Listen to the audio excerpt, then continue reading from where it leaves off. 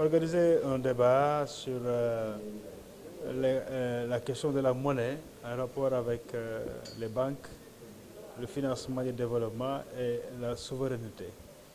Et bien évidemment, tout cela se fait dans le contexte actuel d'un débat assez vaste sur la question et des réformes qui ont été initiées par nos chefs d'État représentants aussi bien au niveau de l'IMOA pour ce qui concerne les réformes du franc CFA qui ont été annoncées le 21 décembre dernier par le président Ouattara en présence du président Macron, que les chefs d'État aussi, membres de la CEDEAO, qui lors de la réunion, l'Assemblée du 19 juin 2019, avait annoncé donc l'entrée en vigueur de l'ECO, qui est la future monnaie donc, en Afrique de l'Ouest, de l'espace CEDEAO.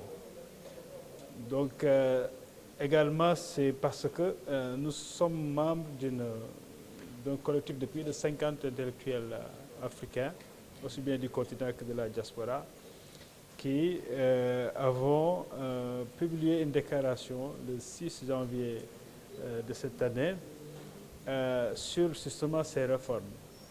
Et dans cette déclaration, nous avions dit qu'il n'y a pas eu suffisamment de débat, surtout au niveau des peuples, sur la question, que les chefs d'État prennent des décisions sans discuter avec leur peuple.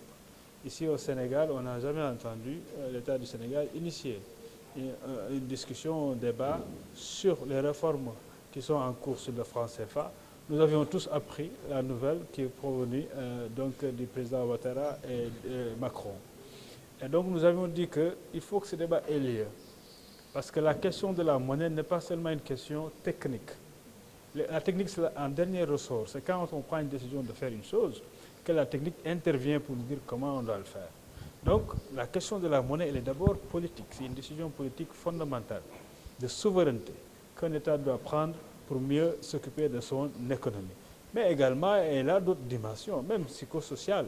Voyez-vous, les Sénégalais qui utilisent au quotidien le CFA, qu'on leur dise un bonjour que ce CFA va changer, mais ils vont se poser énormément de questions. Et donc, ces questions, il faut y apporter des réponses. Et donc, toutes ces dimensions-là concernent la monnaie. Et la plus importante pour nous, c'est la dimension de la souveraineté. Et parce que, comme l'ont dit certains spécialistes qui sont intervenus, la création de la monnaie doit être l'apanage d'un État. Un État doit maîtriser sa politique monétaire et décider soi-même de cette création de monnaie en fonction de ses besoins et de ses politiques économiques. Et tout ceci doit être lié effectivement aux ambitions économiques et aux réalités économiques de cet État-là. Donc, la différence est bien faite entre ces pays qui ont leur monnaie, qui ont la souveraineté de leur monnaie, comme les États-Unis, le Japon par exemple, et un Japon qui peut se permettre de s'endetter jusqu'à 250% de son propre PIB. Voyez-vous? Alors que nous, on nous dit que vous ne devez pas dépasser 70%. Mais qui en décide? Sur quelle base? Sur quelle base décide-t-on de ce qu'on appelle les critères de convergence? Et pour dire qu'il faut moins de 3% donc, de l'inflation, etc. Alors qu'on a entendu récemment le président Macron lui-même dire que ça, c'est basé sur rien et qu'il faut revenir sur ces questions-là. Et donc voilà, la souveraineté, elle veut dire que nous devons avoir comment dirais-je, la maîtrise sur l'initiative concernant les politiques économiques, donc la politique monétaire. Donc ça, il faut qu'on laisse le peuple s'exprimer, parce qu'il faut qu'on arrête quand même d'infantiliser les peuples africains. Nous sommes capables de réfléchir, nous savons ce qui est mieux pour nous, et nous avons aussi envie de sortir définitivement de cette servitude que nous a imposée la colonisation depuis. Il est temps quand même qu'on décide par nous-mêmes de ce qui concerne notre avenir. Et voilà un peu les perspectives sur lesquelles ce débat... Moi, quand Ouattara et Macron avaient fait leur déclaration le 21 décembre, j'avais écrit un papier que j'avais intitulé Accord Macron-Ouattara, un mauvais coup contre l'intégration en Afrique de l'Ouest. Parce que pour moi, cet accord visait à, ce que je disais, saboter la dynamique unitaire au niveau de la CEDEAO. Parce que voyez-vous, le 29 juin, les 15 pays membres de la CEDEAO ont pris la décision d'appeler leur monnaie unique ECO. 15 pays membres, souverainement. Donc les 8 pays de l'UMOA et les 7 autres. Et que Ouattara aille à Paris, plutôt à Abidjan, avec Macron, dire le contraire, parce que c'est tout à fait contraire à ce qui a été arrêté le 29 juin.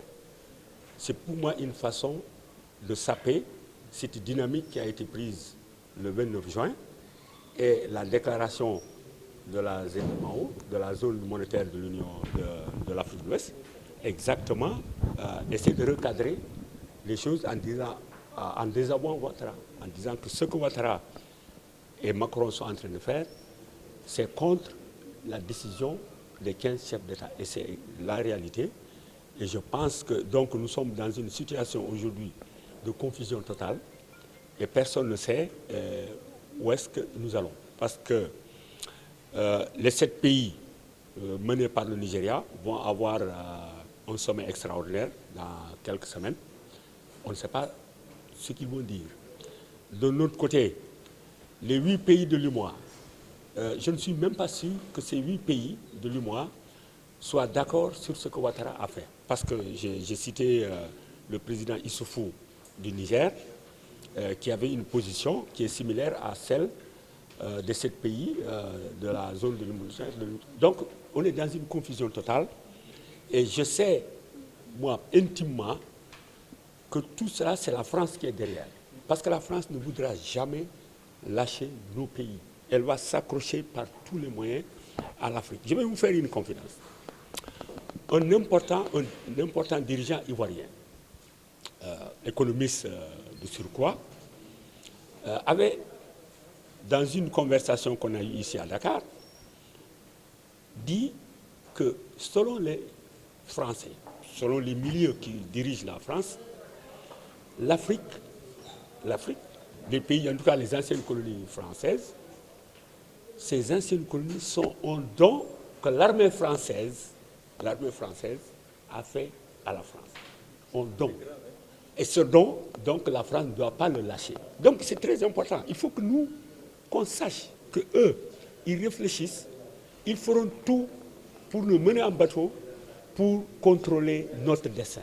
Ça, il ne faut pas se faire d'illusions. Surtout, nous sommes dans une période, dans le monde, une période de confusion, une période de conflit, une période de déclin relatif de l'influence occidentale sur le plan économique, sur le plan politique, sur le plan géostratégique.